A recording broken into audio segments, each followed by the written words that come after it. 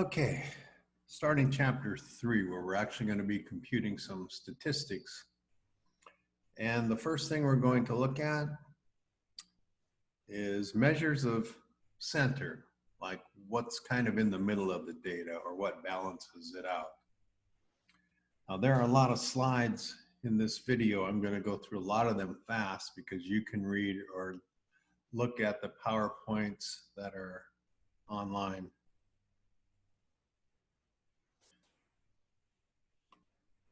So measure of center, and then we will talk about interpreting those values because that's what statistics is all about. Yeah, I'm going to draw a diagram just to see where we're going. I'm going to do a normal curve, which maybe you've seen and called a bell curve,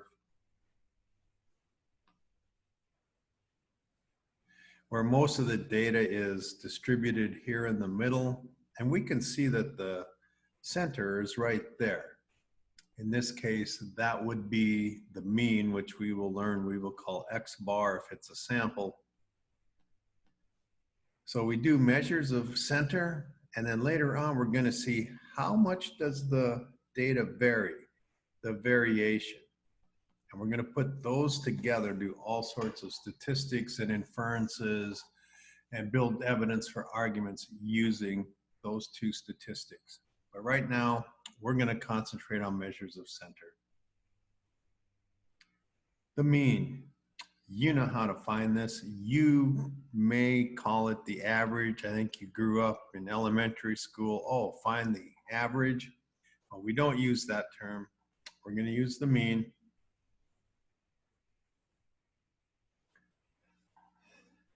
Here's some advantages of it.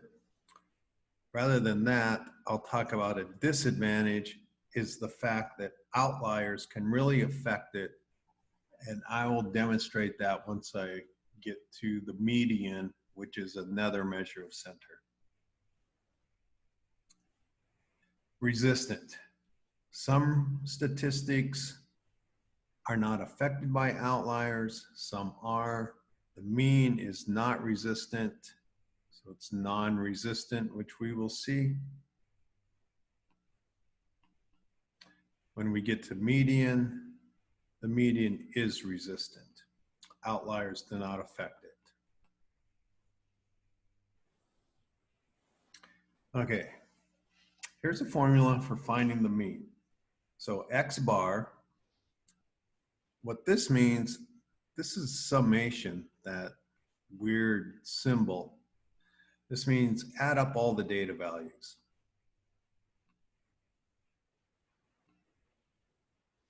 Which is what you did when you found an average, and then n is how many you have and divide by how many there are. So it's nothing new to you.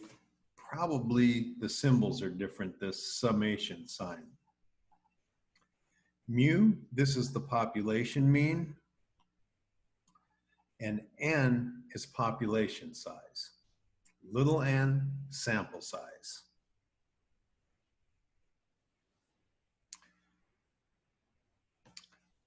Okay, here's an example. Data speeds, there are 5 of them, so little n is 5. That's the size of our sample. If I want to find the mean, I'm going to add them all up, and I'm going to divide by 5. It's probably done on the next slide. There it is. That's exciting. But I'm going to show you something else, because you're going to be working with data sets where you will work with like n, say 30, and it becomes really tedious to do this on a calculator. And when we get to calculating standard deviation in the next section, I believe, that calculation on a calculator is just very difficult. So I'm going to show you a helpful website, which I post on the module helpful websites. It's called easycalculation.com. I've already gone there. I'll show you There it is, easycalculation.com, standard deviation calculator. I've already typed in our 5 values. All I have to do is hit calculate. And look what we get. It gives us the mean, and it gives us the standard deviation, which we'll use. Those are for the sample. Notice that the population standard deviation of 14.7 is different, but we very rarely know the population standard deviation. We usually work with samples. So that's a really nice website. You can just type them in, cut and paste, and find the mean and standard deviation all at once. You do not have to worry about a high dollar calculator. Okay, the median. Excuse me. If I have a bunch of data that's spread out, the median just cuts it in half. So half the data lies below and half above.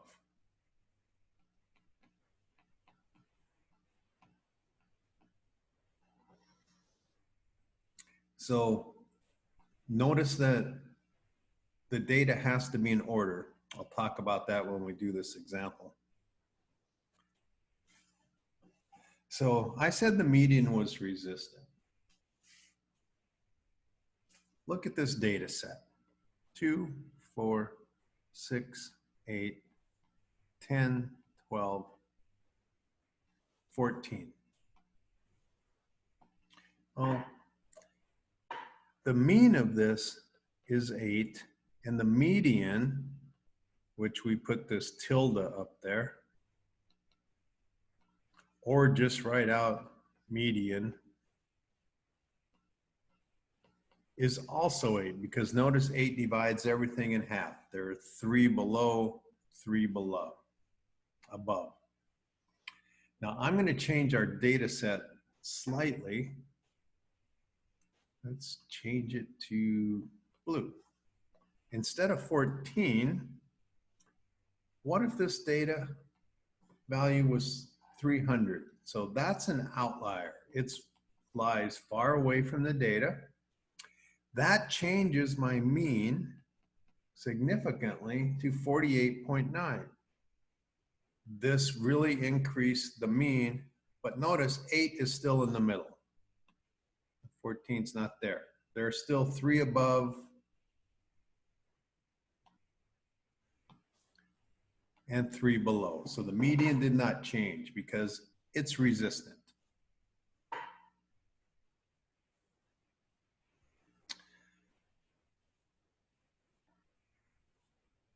When I do a problem with a lot more data values, I'll show you another way how I find the median. There's different ways to do it.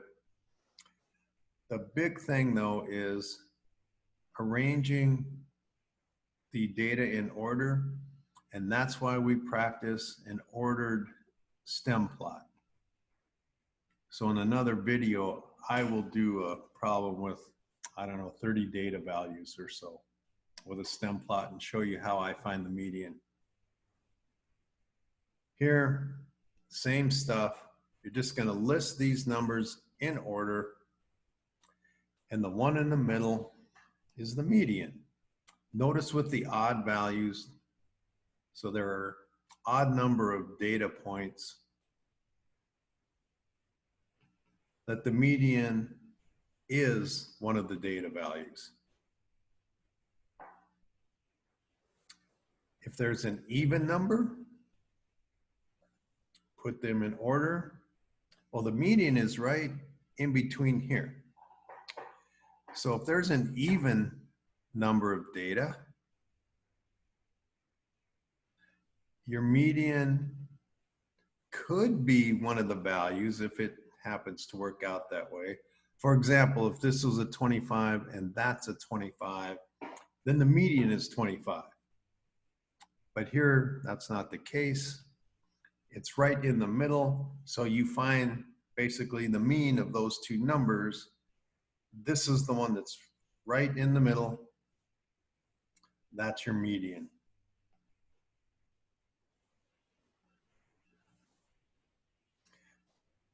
Okay, the next two measures of center are not that exciting.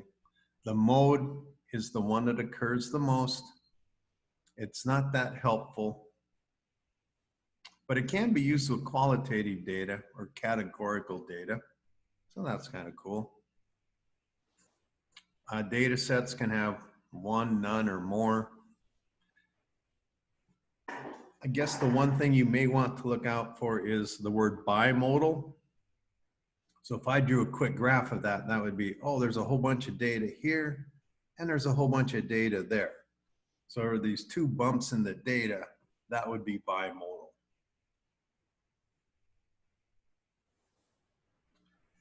There's the example, there's three of those, that's the mode.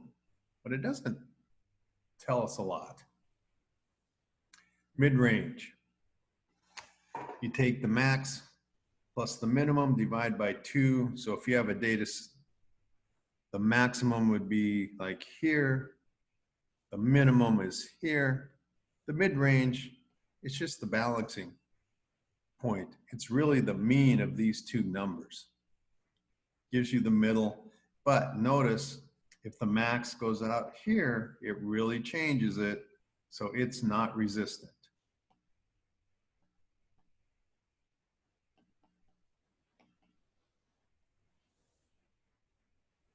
See, very sensitive to those extremes. Easy to find though, that's one thing.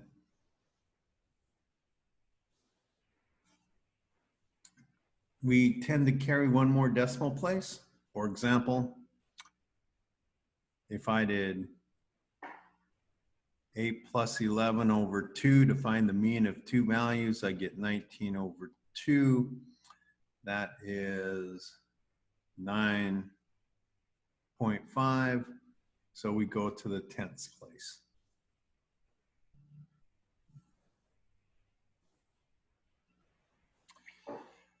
I'm going to just do a couple of examples where there's numbers, but we can't do really calculations on them. So let's look at this. Zip codes. Here's 5 zip codes. Why doesn't it matter, or that was a bad question I was going to ask. Why can we not do calculations with these? They're numbers, but what level of measurement are they?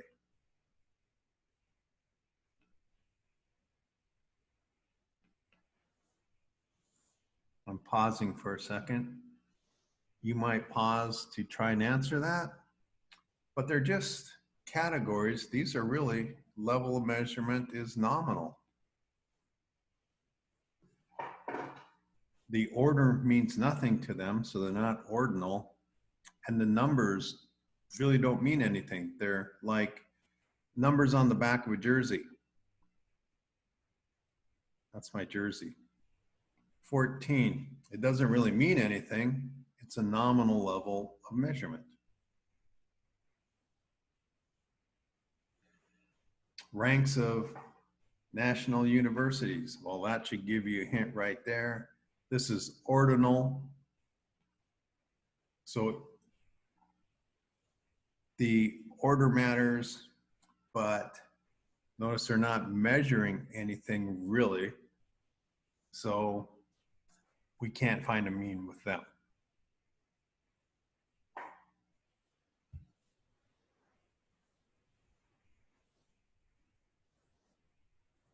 The last thing is a weighted mean. And yes, I want you to be able to compute a specific one of these. And we'll work through the example, and I'll do another one. So a weighted mean, you may have been in a class where maybe the final is weighted, you know, I don't know, 40%, where an exam is just 20% of your grade. So they carry more weight with them. So the score you get on the final means more than the score in an exam. But the one I want to do is grade point average. You're a student, this is big, you should know how to do this.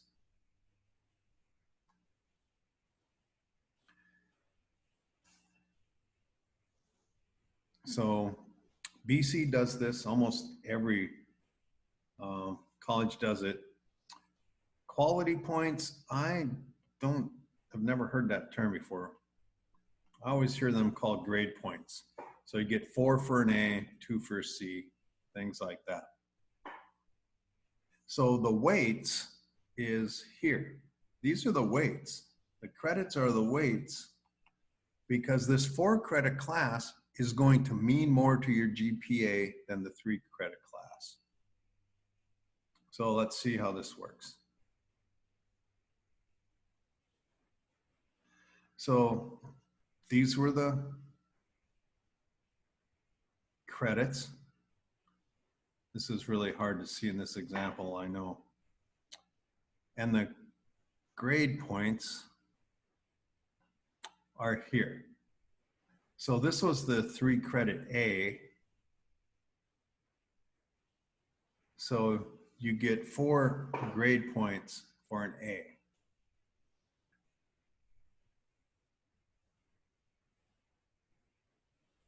So you take the weight. This is the credits for that first course. Remember, it was a 3 credit A. And you get 4 grade points for an A. So that's the X. So this would be 3 credits. And these are the 2 grade points for C. So notice what you're adding up here. These are the total credits, or BC uses the term units. So if you're taking 14 units, those are the kind of total number of grade points you get. You divide 14 into 43 and you got a 3.07 GPA. So what's bringing that down when you had 2 A's? Well, the F's don't work so well. So I want to do another example of this, put it all together on one slide for you.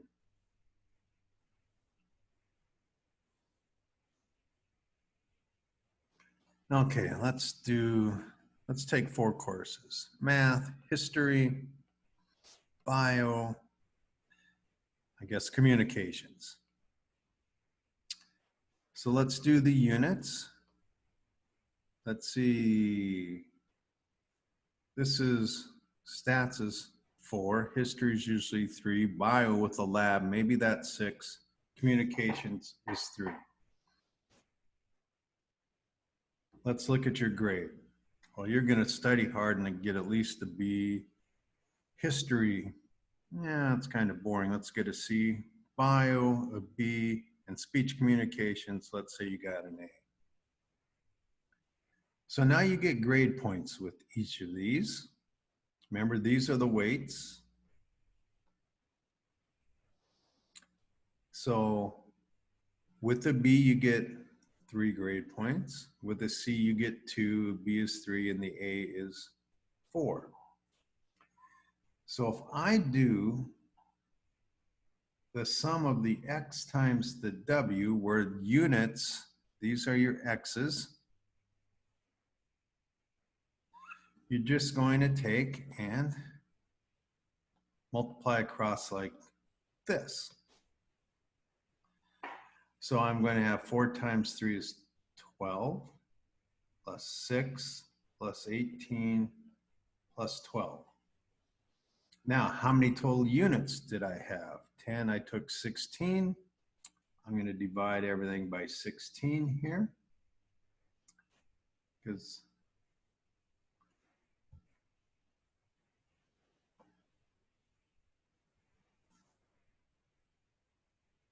I may have just done that backwards. Oops, I just labeled things wrong. That's, oh my gosh, my bad. I knew I messed this up. I just have to change something. I just do it and it's my vocabulary that I screwed up. Well, when you make mistakes, that's how you learn. These are the weights. Your units are the weights because the 4 credit class is weighted more than the 3, and the 6 is really weighted the most. The grade points are the X's. So if it's X times W, you could think of going this way. 3 times 4 is still 12, 2 times 3. Now notice, you got 12 total grade points here, but now I needed 3 times 6 because of that heavier weight. You got 18 there. So that means more. It's contributing a lot more than that course where you also got a B. Well, if we finish this off, your GPA, 48 over 16, I can do that. You got a 3.0. So that's how you find GPA. You can work with yours. Sorry about the confusion on the labeling there. I learned something. I hope you did too.